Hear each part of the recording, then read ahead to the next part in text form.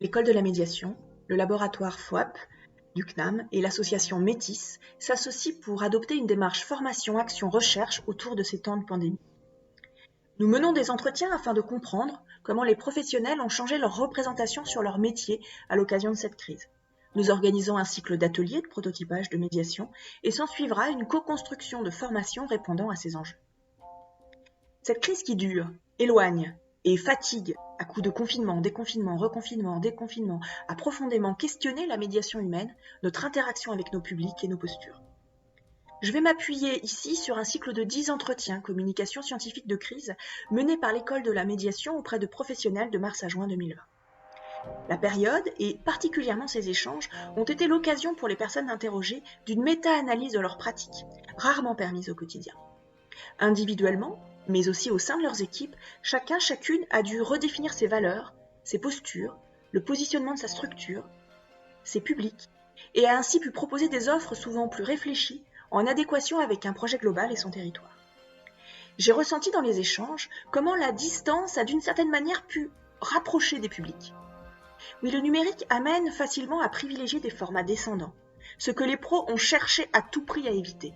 Et avec un peu de créativité, ils ont vite créé d'autres relations au public, sur des temps plus longs que la médiation, en travaillant l'avant et l'après notamment.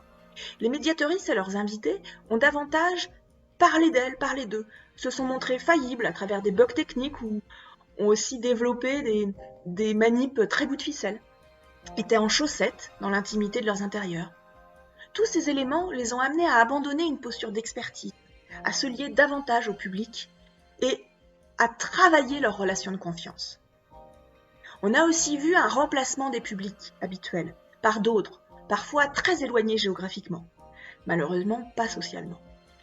Est venue alors, chez les professionnels, une action consciente de recherche d'inclusion. Aller chercher les publics, monter des partenariats permettant la visibilité auprès de communautés, de nouveaux réseaux, de nouveaux médias. C'est ainsi la découverte de la possibilité d'autres formats, distanciels ou mixtes, une nouvelle corde à l'arc de notre programmation. Mais je pense que c'est également l'occasion de proposer des offres présentielles plus abouties. Toutes ces questions sont en effet parfois oubliées dans le quotidien de la conception-animation en présentiel.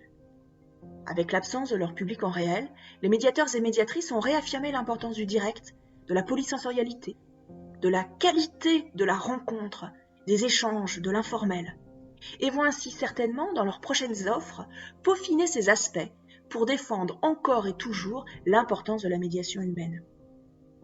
Voici donc quelques questions que se sont posées les professionnels rencontrés et que je vous propose, à travers ce cycle de prototypage, de prendre comme point de départ de vos travaux collectifs.